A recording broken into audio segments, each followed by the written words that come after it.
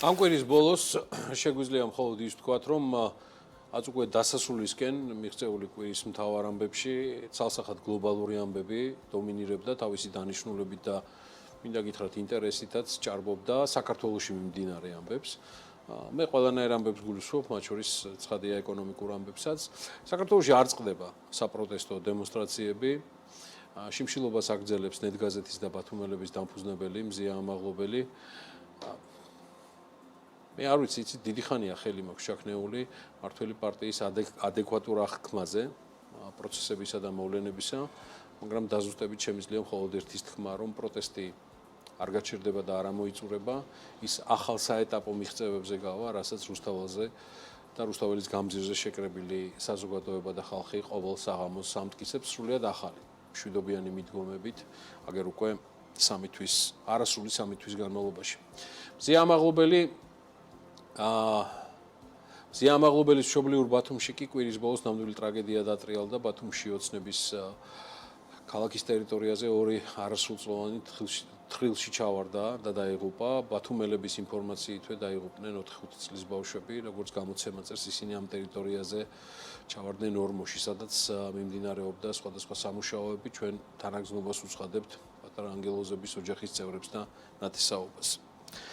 კვირის ამბებიდან უკრაინა და აწ უკვე დასრულებული მიუნხენის კონფერენცია იყო, განხილვის მთავარი თემა საზოგადოებაში, მსოფლიოშიც და საქართველოშიც. ნაწილი თვლის, რომ უკრაინა გაიწირა, მეორე ნაწილისთვის არაფერი ბოლომდე არ არის გარკვეული. რეალობა კი ის არის, რომ ევროპას და მსოფლიოს გარკვეულ ნაწილს ასევე არ მოეწონა შეერთებული შტატების ვიცე-პრეზიდენტის ჯეი-დი ევანსის განცხადებები ევროპასთან დაკავშირებით, რასაც მხარი პრეზიდენტ ტრამპმაც დაუჭირა გუშინ საღამოს.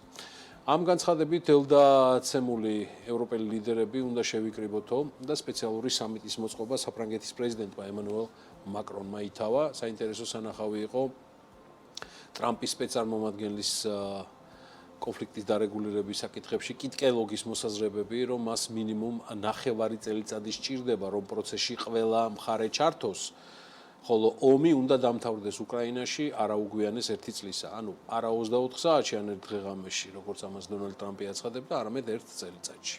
თავად ტრამპი მზადებაშია საუდის არაბეთში პუტინთან შეხვედრისთვის და ამერიკული მხარე ირწმუნება, რომ ის, ანუ ტრამპი არ დათმობს ამერიკის მნიშვნელოვან ინტერესებს, დამატებით რუსეთისა და ამერიკის პრეზიდენტის შეხვედრის თაობაზე უკვე ისაუბრეს და შეხვედრის მზაობა ერთმანეთს ტელეფონით დაუდასტურეს მარკო რუბიომ და სერგეი ლავროვმაც. თავის მხრივ უკრაინის პრეზიდენტი ამბობს, რომ უკრაინა არც საუდის არაბეთშია მიწვეული, არც სამშვიდობო მოლაპარაკებებზე იცის რამე.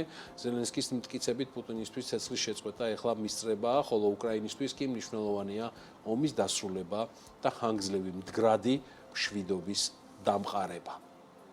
ამასობაში მოვიდა ცნობებიც, რომ შეერთებული შტატები ბელორუსთანაც იგივე გზას გადის, რაც რუსეთთან და ალექსანდრე ლუკაშენკოსთან მივლენილი იყო ამერიკელი მაღალჩინოსანი, კერძოდ კრისტოფერ სმიტი, რომელსაც ბელორუსის პრეზიდენტთან შეხვედრის გარდა გადასცეს 3 პატიმარი, საიდანაც 1 ამერიკელია და 2 ბელორუსი. მოკლედ აი აქაც არის თქვარი კონტაქტი.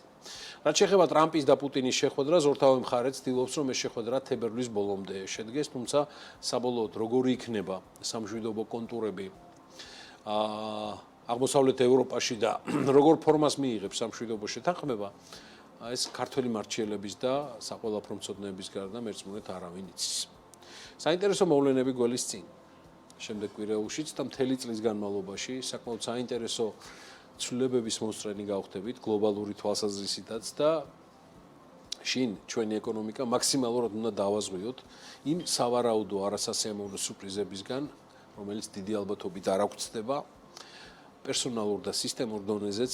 ეს წელიწადი მნიშვნელოვანი გამოცდის წელიწადია მდგრადობაზე ჩვენი პოლიტიკური და ეკონომიკური სისტემებისთვის და თუ პოლიტიკური სისტემა საქართველოში სრულად უზურპირებული და მონოპოლიზირებულია, ეკონომიკა რჩება ჯერ კიდევ საერთო სახალხო სიკეთეთ და იმედია გლობალური ცვლილებები, ასევე საქართველოზე მოსალოდნელი გაზრდილი იზოლაციის და სანქციების ეფექტი დრამატულად არ აისახება ჩვენი ქვეყნის ეკონომიკურ მდგომარეობაზე.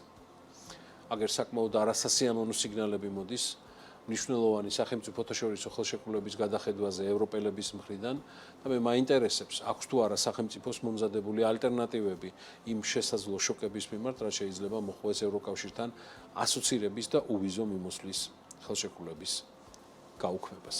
ეს საკმაოდ მნიშვნელოვანია იმ რისკებს შორის, რაც არის.